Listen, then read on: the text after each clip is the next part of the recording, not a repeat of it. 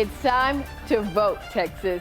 I'm Ashley Goudeau, KVUE News political director. You know, one of the most watched local races this primary is on the Democratic primary ballot in Travis County. After serving one term, District Attorney Jose Garza drew a Democratic challenger, a former prosecutor from the DA's office who shortly served under Garza, Jeremy Sylestine. Now, while there is one Republican running in a very blue Travis County, historically the Democrat who wins the primary wins in November. And while the two Democrats running agree on those tried and true Democratic values, they have very different ideas on how to achieve public safety through criminal justice. To help you make a decision, we're bringing you interviews with both of the candidates. Let's start with Jeremy Sylestine. For our viewers who are not familiar with you, tell us a little bit about yourself and your background. My name is Jeremy Sylestine. I've lived here in Travis County for the second time since 2006. I was here for undergrad at UT from 1997 to 2000. I grew up in East Texas. I'm a member of the Alabama Coshada tribe of Texas over there. And first generation college graduate. I went on to law school at the University of Virginia, moved back to Texas after that and worked as a public defender in the Panhandle, and then moved back to Austin in 2006 to work for the DA's office, where I stayed for about 15 years, just over 15 years. And since December of 21, I've been running my own private practice in criminal defense. Let's talk about, you stayed at the DA's office for a considerable amount of time, and then you decided to leave. Why was it that you decided to leave? There were a number of reasons. Primarily, to be honest with you, I thought I was going to retire there. That became my professional home, and I had lots of friends and colleagues who I cared very deeply about. But on top of that was the mission of the office and what it stood for and the good that we were doing in Travis County. I really took that seriously, and to leave when I did was very hard. But when I saw the way things were going in terms of the policies that were being pursued and the resources that were being moved away from our ability to do a good job, it just became unsustainable for me and several others. Many of my colleagues left during that time. I stayed on as long as I could. So let's talk about today and why you're running. Why are you running to be the DA? I mean, if I had to just boil it down to a single sentence, it's because we can do better than what's being done right now. Criminal justice is a complicated thing, and it takes many shapes and forms. But in Travis County, I've seen what that looks like up close and personal for 15 plus years. I've spoken to juries over 75 times here in the county, and I know generally what their values are and how they view cases. And to see what started taking place in 2021 and thereafter, it just doesn't line up with what I know Travis County cares about. And I think that there needs to be a reset to something that is more balanced and more pragmatic and common sense, because right now it's more about political promises and policies that aren't in line with what the criminal justice system and what a prosecutor should be focused on. So let's talk about that, because DA Jose Garza was elected in 2020 really on the heels of a movement to fight racial injustice and to have more police accountability. And so he ran saying, you know, really he was going to tackle those things and put some policies in place. You were there for some of that in the beginning. Are there any policies that were put in place that you agreed with or agree with and would continue if you are elected to be DA? Yeah, I want to put a pin in the police accountability part because I think that's so important. But in terms of other policies and things that are in place, mental health diversion, drug courts, veterans court, those are all wonderful things that we need to be celebrating and pushing more toward. What I'll say about that is that they existed before Jose Garza got there. And there's been a lot of credit taken for the fact that those programs are flourishing, but they existed before he did that. It's not a new idea for him. That, I think, is something that we need to continue focusing on and increasing the scope of them, because they are successful and necessary, and we know that those are some of the biggest drivers of people who find themselves back in the system over and over again. So if we can provide that on-ramp to services and resources through those programs, by all means, let's do that. That's piece number one. The police accountability part, I think, has been a failure of his office. And I look at those political cases that he brought. He promised, like you said, he promised to bring those cases rising out of the protests in May of 2020. And that was really a promise made without looking at any of the evidence. Before he got there, we were in that office looking at those cases and trying to figure out if there was any sort of criminal liability there. It was a very serious matter. Some of them were horrifying to look at. But in the end, it really comes down to what you can and can't prove. So to come in and immediately promise that and then get 21 indictments, 17 of which have now been dismissed, tells me that he's ineffective in his ability to evaluate the evidence and pursue those as a prosecutor should, which is with a mind toward what can I or can I not prove. Okay, so since we're on the police accountability, and since we're talking about that, but we saw the internal report from APD that came out that says they did know, and there was information known up the chain where there was information and supervisors knew of the danger of those rounds, those munitions, and they were not taken off of, officers still had them. So you don't think that that was maybe something that was missed prior to him coming in? I don't, and the reason I don't think that is because I knew it in December of 2020. I was working on one of those cases in particular, and the expired rounds was not a new fact in January of 2021. We knew that then, and he either knew or should have known that before. He's using it as an excuse to dismiss those cases now. Okay. I want to go back to the original question, because you mentioned a few of the programs that, as you mentioned, were already in place. Right. But are there any policies that he put in place that you think are working? Man, I mean, I do like to give credit where it's due, but I'm not seeing a lot that's working functionally. And a lot of it is less policy and more personnel. The fact that he's run off so many prosecutors who had experience, and at that level, I'm going to be frank with you, it's very necessary. You can't have inexperienced lawyers come in and work on felony level cases because they are of the utmost importance. The difference in the county and district system is that county cases deal with misdemeanors, things you can go to jail for, whereas on the felony side, these are things you can go to prison for. And at that level, we need to have people who know what they're doing, who have the right training and mentorship. And when all of those people left with decades of experience under their belts, that mentorship and that movement toward an experienced and knowledge-based prosecution system walked out the door with them. Yeah, I don't think anyone would disagree with you that there is value in people who have experience in an office. I do think that we saw a clear message from the majority of Travis County voters in 2020 who said the way that things were being done is not how we want to see things continue to be done. You're running saying that you want to see a reset. You want to go back to some of the old ways. How does that communicate with voters who say they want something new? I wouldn't say that I want to go back to the old ways. What I think is that there has to be a reprioritizing of how we're going to do it, and that we need to do it with expertise. There is a common thread that prosecution in the criminal justice system should be about balance and smart people making good decisions. And the way we do that is by having people who are expert in the field in those positions where they're making those decisions every day.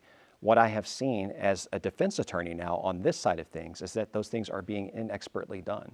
And that is not a unique criticism. It's one that we are seeing in the results of cases that are coming out and in the stories that survivors of violence and victims of violence are telling us. Yeah. Are there crimes that you think should be being prosecuted or other things that you think should be handled differently that you just don't see that happening right now? Yeah, I mean, in particular, the domestic violence stories that we're highlighting through the campaign, those are real people who have suffered not just the crime that they went through, but also at the hands of the DA's office when they've either been ignored, left out, or otherwise betrayed by the plea bargaining process. And that is actually happening. We're not making these things up. These are people who are finding us and saying, I have a real grievance against that office, and I want you to tell this story to the public.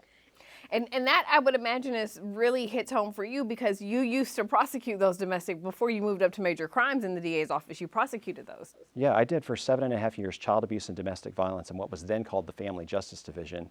And it was a unique opportunity because they're just such specialized cases, and the victims and survivors in those cases are so vulnerable and sometimes helpless. It really needs somebody who knows what they're doing to step in and make their case for them. Yeah. You know, earlier this week, in fact, there was a group of Democratic elected officials who sent you a letter. They also sent it to all of us, calling on you to renounce campaign donations from donors who are Republican donors, and by that they mean people who have donated to other major Republican campaigns. And they also called on you to stop using, quote, Republican talking points and attacks in your campaign. How do you respond to that? Well, I'll deal with the Republican talking points and attacks first, because I just don't think that's true. And I guess if telling the stories of survivors of violence and reading the data and looking at specific cases, if that's a Republican talking point, I guess I'm missing the message, because that is what is happening. That's what we're seeing in the documents that come out of the courts and the stories that we're being told by people who have experienced these things and want to come forward and tell their stories. So that's that part of it. As to the donor base, I'll say this. People in Travis County who are the majority of my donors are from all across the political spectrum. And you can go in and pick and choose anybody and say that they have given to this person or they've given to that person. But no one is sitting here telling me to say anything different than what my message is. And that is smart, common sense prosecution that has a balance to the system. And what we are seeing right now is a system that's out of balance. And people know very explicitly that the winner of this race in the Democratic primary will be the DA. There's a Republican challenger, but that Republican challenger doesn't stand a chance come November. So the real change happens now, and I am giving a message that people can believe in that will restore balance and integrity back to that office. Is there something you want to say, though, to the people who are voting in the Democratic primary so that they can feel assured that you are truly a Democrat? Yeah, people, if they want to be, will be assured. People may not be assured at all. But what I can say is that I've been voting Democratic my entire voting life. The very first time that I voted was in Bush v. Gore in 2000. And that was a big deal and very meaningful for me. But all of my beliefs stem from my upbringing and what I have seen over the years. And none of that's changed. I live in Austin on purpose. I live in Travis County on purpose because I believe in what Travis County citizens believe in. And if that were anything different, it would be glaringly obvious. If I have a more moderate position, I don't think that's something that needs to be punished. I am like many others in not just Travis County, but the United States who believe that we can live in the middle and we can also hold those independent thoughts in our head that we can believe in progressive principles and reform in the system while still believing in law and order. Yeah. You've mentioned common sense prosecution. What does that look like practically? I think we don't have to give up on the idea that there are cases where people have to go to prison. And I know that's an unpopular take in the Jose Garza camp, but it's true. And the way we know it's true is what juries have told us. There are several cases that even his administration has brought, taken to trial, and at the end of it, there is a prison sentence waiting for the defendant if they're convicted. That is not necessarily wrong. Now, how we go about that and the methods we pursue to get there, maybe that's something we can talk about and doing it better and smarter. But I don't think giving up on the idea that the community can speak into a case and tell us what it's worth is of little value. And that's what I see coming out of his campaign and his office. So let's talk about what it would look like, how the DA's office would look if you are elected. Day one, what are you doing? Well, one thing I want to do is reestablish the intake unit. And I've said this a lot on the trail, but there are thousands of cases, at last count close to 6,700 cases that are unindicted and just sitting there waiting for someone to do something with it. What I know is the intake division, as it was established before, gave the prosecutor's office a chance to triage cases, make them better, take input back to the investigating agencies and say, we need this, this, and this before we move forward with the case. That's not happening now because he's established a vertical model that really increases the caseloads on the prosecutors to an insurmountable level. Whereas I might have had 150 to 200 cases that I was responsible for, now under the Garza administration, I'm looking at 350 to 400. And that is an impossible caseload to manage because each one of those represents a specific victim, a specific defendant, and circumstances that you have to go in and investigate. And if I am not able to get to these cases and I'm focusing on my trial work, somebody is getting lost in the mix, and that somebody is a victim or a survivor of abuse. Now, what I also know is that backlog and the concentration that's missing from those cases results in harm. And the way we know that is there are specific cases where deadlines have been missed. This gets a little bit in the weeds, but there are timelines that go into effect as soon as somebody gets arrested. So day one, a person gets arrested. The DA has 90 days to get that case before a grand jury and indicted or not indicted. And during that time, if the DA misses it, the person then becomes entitled to a lower bond. When that happens, even in a violent case, there's nothing a judge or the DA can do about it. That bond gets granted, that person gets out. And in the case of Hilario Adrian, who has been reported on, that resulted in the murder of a Travis County citizen. And that's the kind of thing that doesn't have to happen. So what I'm seeing there is the combination of bad policy and ineptitude from the top down. There are certain types of crimes that DA Garza has committed to not pursuing. Are there crimes that you would make that same commitment to not pursuing? What do you mean? I mean, when we're talking about abortion cases in Texas, when we're talking about some of the things related to marijuana. Yeah, I don't see Travis County citizens or even myself being concerned about that. That's not something that's going to be pursued in Travis County. Okay. Are there any final thoughts you would like to give our viewers about why they should elect you this March? what we're seeing and feeling in Travis County is very real. The results speak for themselves, the victim stories speak for themselves, and the feeling that we get when we go downtown, for example, is a real feeling that we have to pay attention to. And I'm tapped into all of that. Not only have I heard it, but I feel it myself living here. I'm raising my family here, and I want it to be a safe community, not just for me, but for everyone else, because I'm bought in here. And what I know is that the Democratic nominee is going to be whoever is the guy in November. That's true. What I'm bringing to the table is the experience, the relationships, the expertise, and a proven track record of actually having prosecuted felonies in Travis County. And I want people to walk away knowing this, that it's okay to be a Democrat and be in a moderate position. There's nothing wrong with that. There are several people who live in this community who believe in those principles and still want to feel safe, and they want a law and order DA. And that's just not what we bargained for in 2020. We may have elected him then, but what we got as a result is not what we thought we were going to get.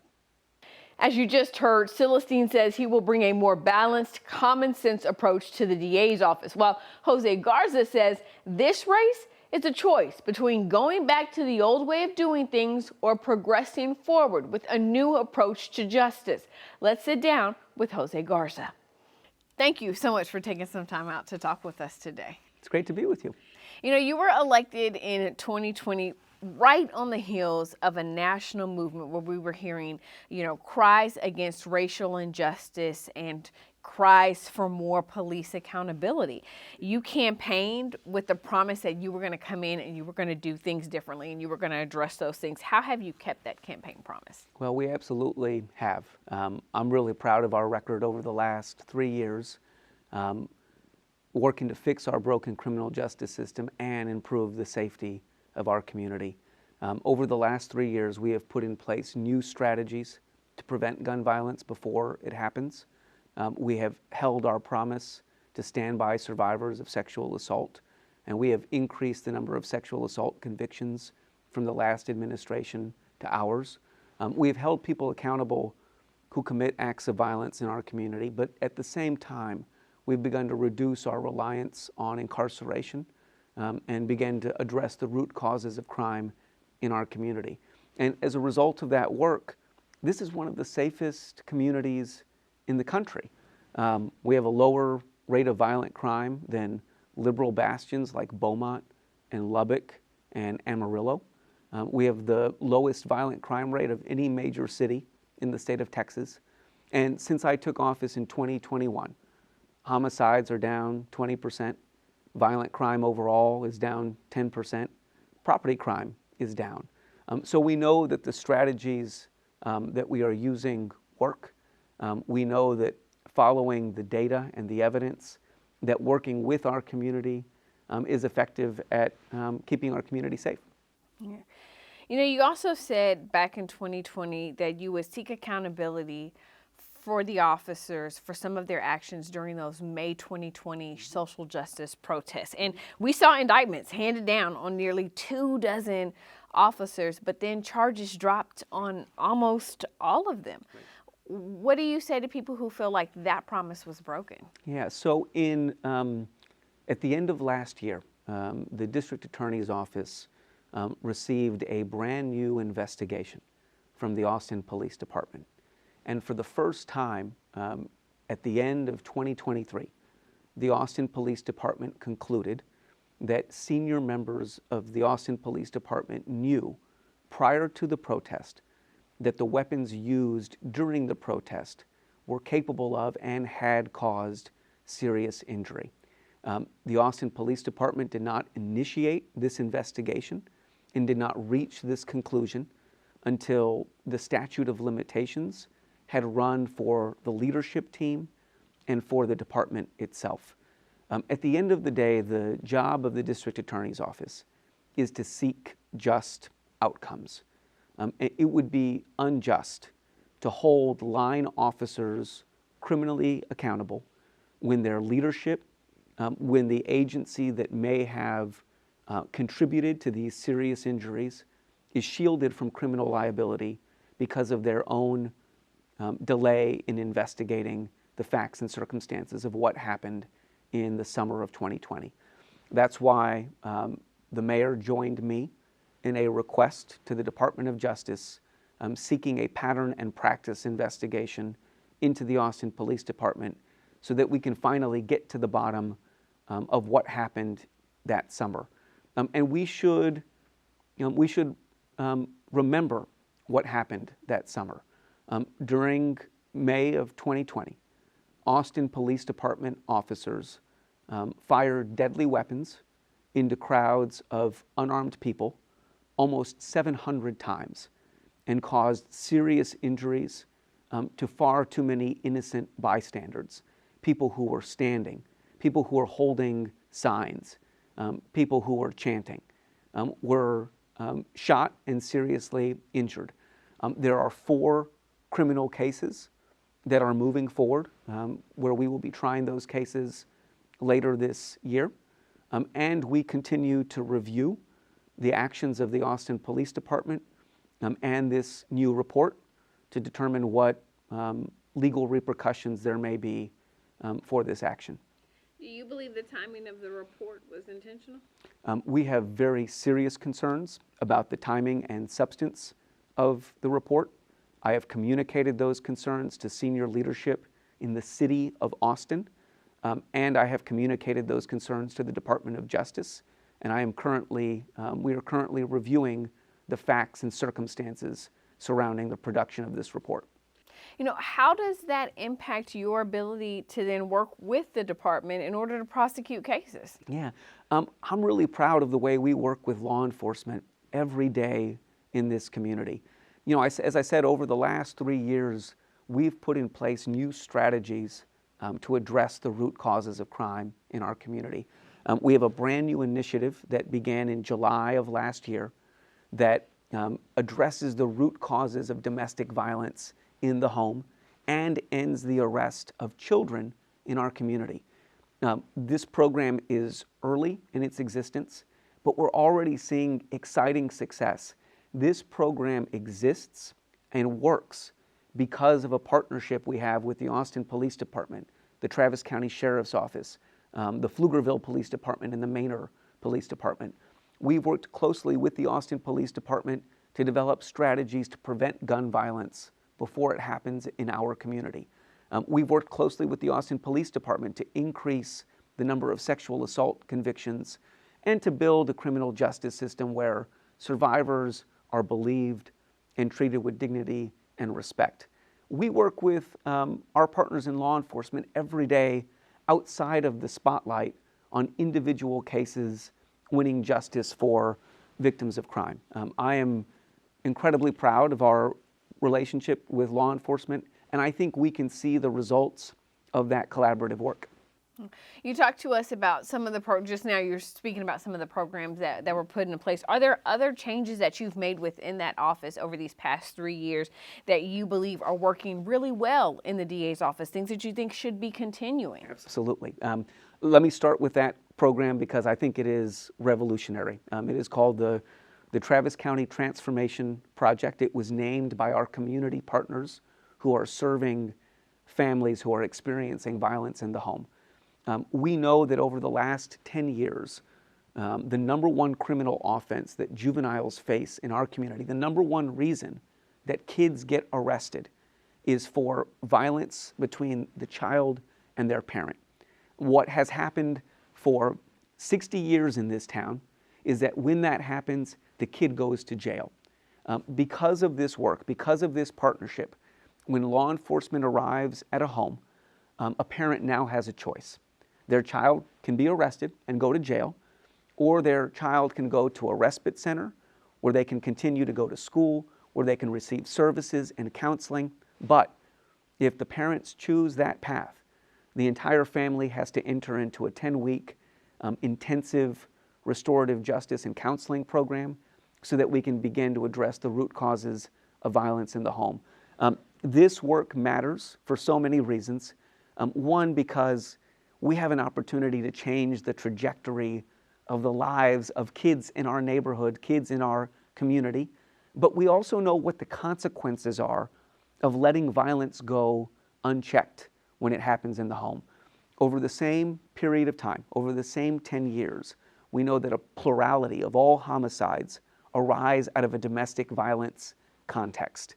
Of course, we have to hold people accountable who commit acts of domestic violence, but if we are serious about our long-term public safety, we have to do more to address the root causes of violence in the home, and that's what we are doing. I just mentioned that over the last 3 years, we've put in place new strategies to prevent gun violence before it happens.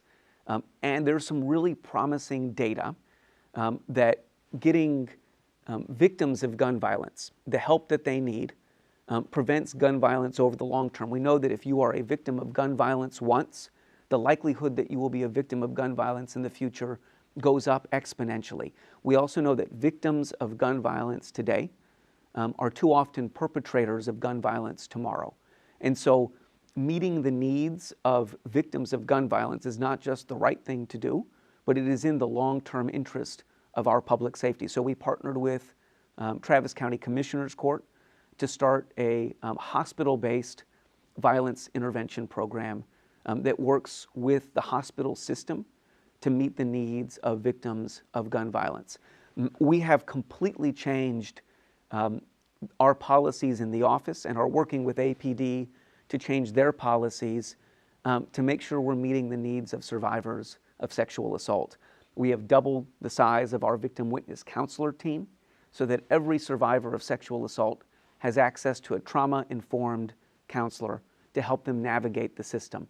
It helps them stay engaged in the criminal process, helps them have confidence in the system and report their crimes so that we can hold people who commit acts of sexual violence accountable. And we're already seeing the results. We have nearly doubled the amount of sexual assault convictions from my administration to the last administration. We have begun the work of treating substance use disorder like the public health crisis that it is. The fact of the matter is that the war on drugs has failed. The data is really clear that every day a person struggling with substance use disorder stays in jail, the likelihood that they will commit a new crime goes up. And so we have invested time and resources in partnership with Travis County Commissioner's Court into harm reduction strategies, into access to services for people struggling with substance use disorder. There is so much work that has just begun that is every day improving the safety of our community and making our criminal justice system more just and fair for everyone. We're just getting started, and I'm really excited about the work that lies ahead. You know, your primary opponent, Jeremy Sylestine, points out what he sees as failures within your office. High turnover between prosecutors, a larger workload for all of the prosecutors in the office, missed deadlines on some cases, and in some cases a failure to prosecute cases. What is your response to that? You know, these issues are so much bigger and deeper than my Republican-backed opponents' right-wing talking points. So I want to talk about these issues, if we can, with the seriousness that they deserve. I am really proud of my record leading our district attorney's office, leading our criminal justice system out of the deadliest pandemic that our nation has seen in a century.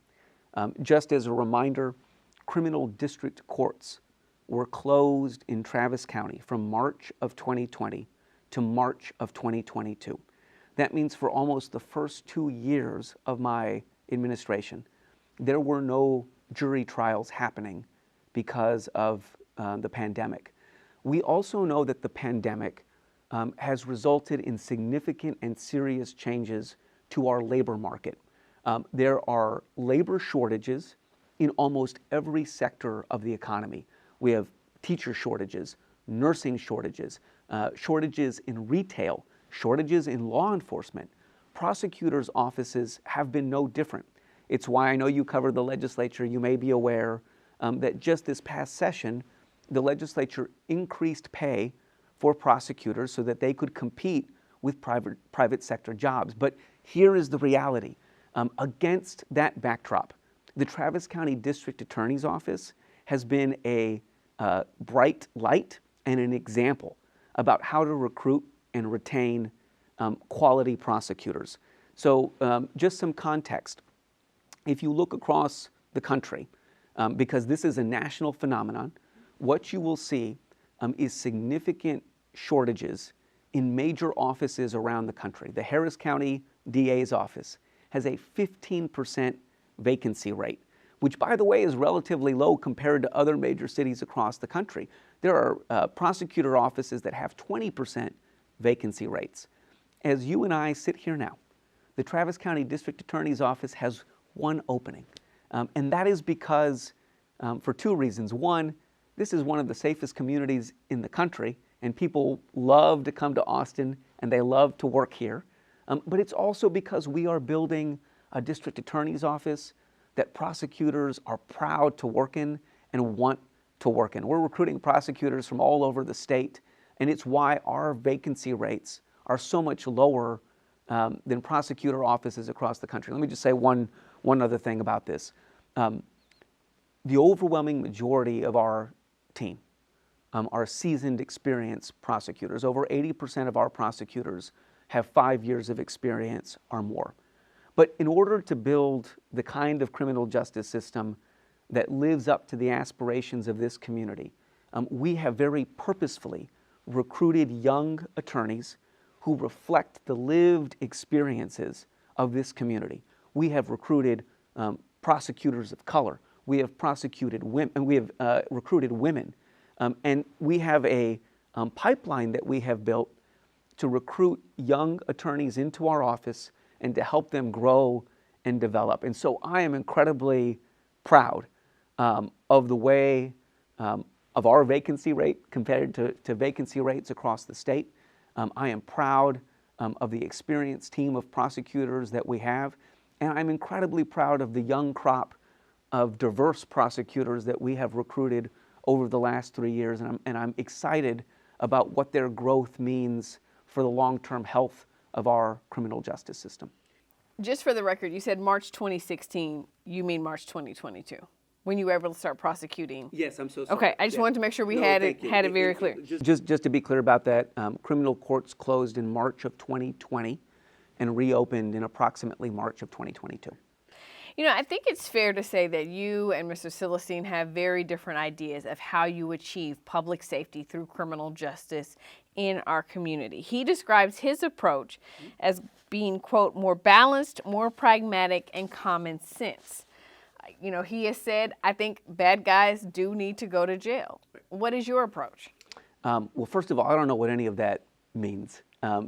My opponent has not proposed a single new idea, has not proposed any detailed plan of what he would do. As I hear my opponent talk, what we hear is more of the same tired old solutions that we have been hearing in this country for almost 200 years, which is that if we want public safety, what we have to do is lock up as many people as we can, who, by the way, happen to be predominantly working class people and people of color. And it's not surprising to hear that old tough on crime approach coming from my opponent, because we know how and why he is in this race. We know that the majority of his support comes from deep-pocketed right-wing donors who are upset at the progress that we have made. Here is one place where my opponent and I may agree, which is that, of course, we believe that people who cause harm in our community should be held accountable, and that people who commit acts of violence should be in jail. And every single day, the dedicated prosecutors at the Travis County District Attorney's Office work to hold people accountable who commit acts of violence. But what we know and what we see every day, what we know from our lived experiences and what the data and evidence supports, is that what public safety is access to good jobs. What public safety is access to good schools to send our children. It is access to health care and mental health care. What public safety is stability. When communities are stable, they are safe. And it is why Austin is one of the safest communities in the country, because our Democrat elected leadership has time and time again invested in stability over over fear-mongering.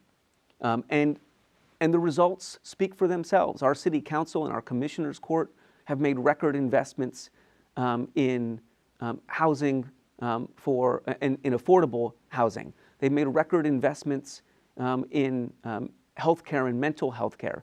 They have made record investments in pay for teachers. And at the district attorney's office, we have also taken approaches that support the stability of this community. I want to give you one example. We had a young man enter our criminal justice system, and he was charged with possession of cocaine. He was a single father who had never had a meaningful opportunity for a career in his life. He was hustling to support his family. And when he came to our office, we gave him the choice to enter into a program sponsored by the Carpenters. He took that opportunity, and the Carpenters told us he was their best student. And so instead of leaving our criminal justice system as a convicted felon, he left our criminal justice system as a carpenter's apprentice with his first opportunity to have a meaningful career. And again, that's not just the right thing to do, it is the smart thing to do for our long-term public safety. So, of course, we hold people accountable who commit acts of violence. As I just said, we've tried more homicide cases and won more of them than the last administration. We are holding people accountable who commit acts of violence. We've increased the number of sexual assault convictions from the last administration to ours. But we know that the challenges that face our community, that threaten our public safety, are not challenges that we can arrest and prosecute our way out of. If we are serious about our long-term public safety, we have to pursue strategies that strengthen the stability of our community. And that's what we do. I think a lot of Travis County voters and really residents in our area would have liked to be able to see a debate between you and your opponent. We extended the invitation for you to participate in a debate that was declined. You also didn't participate in a candidate forum by the Downtown Austin Alliance that happened earlier this week. Why? Let me just say a few things about that. I have had the opportunity to debate my Republican-backed opponent, I think 5 times over the last several months. And I'm really proud to share with you that every time we have debated, we have won the endorsement of the organization in front of whom we were debating. In fact, there is footage on the internet right now of some of those debates. We have certainly debated. The community has had opportunities to see us debate. They've had opportunities to hear our message. But from our perspective, the time for talking is over and the time for voting is now. And that is how we are spending our time, communicating directly with voters. Let me also just mention that,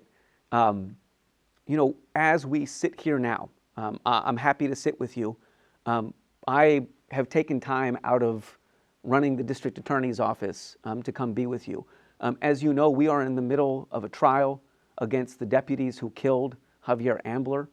We are in the middle of multiple serious criminal cases, and that is where my focus is, on doing the work of the district attorney's office and talking directly with voters. We've been grateful for the opportunities to debate our Republican-backed opponent. We have done that, and we've been successful in every one of them. For you, what's on the line this election? What is on the line is the long-term safety and vitality of this community. Our community came out and spoke up in record numbers in 2020 and demanded changes to their criminal justice system. The changes that they sought in 2020 are happening all around us. And we can see the results. We can see the progress. Since I took office in 2021, homicides are down 20%. Violent crime is down 10%. Property crime is down. And at the same time, our criminal justice system is treating people more fairly and is itself more just. So really, this is a question of whether we're going to keep this progress going or whether we're going to go back to the old days of Richard Nixon's tough on crime campaigns. That's what we're seeing play out over the airwaves. That's what we're hearing from our opponent. This path keeps our community safe, and we're excited to keep making this progress. I will actually. Can I add just one thing? Yeah. You know, I think this is just an important point to make. You know, the statute, the law that our legislature enacted that defines what the job of the prosecutor is, says explicitly that the job of the prosecutor is not to seek convictions, but it is to see that justice is done. In our democracy and in our system of government, it is our community who gets to decide what justice is and what justice means. They get to make that decision by electing their district attorney, their county attorney, their judges, their sheriff, their city council members who hire their police chief. And they get to make those decisions by serving on juries and grand juries. Over the last 3 years, time and time again, we have stood up for the values of this community and for what justice means for our community. We stood up to Greg Abbott when he sought to criminalize people who seek abortions in this community. We stood up to Ken Paxton when he sought to remove transgender children from their parents in this community. The job of the district attorney, the job of the prosecutor, is to reflect the values of this community, and I am proud of the way that we have done that over the last 3 years. You can learn more about the candidates, plus get information on the other races on the ballot, when and where to vote with the KVUE Voter Guide. Just head to KVUE.com/VoteTexas. Remember, Election Day is Tuesday, March 5th.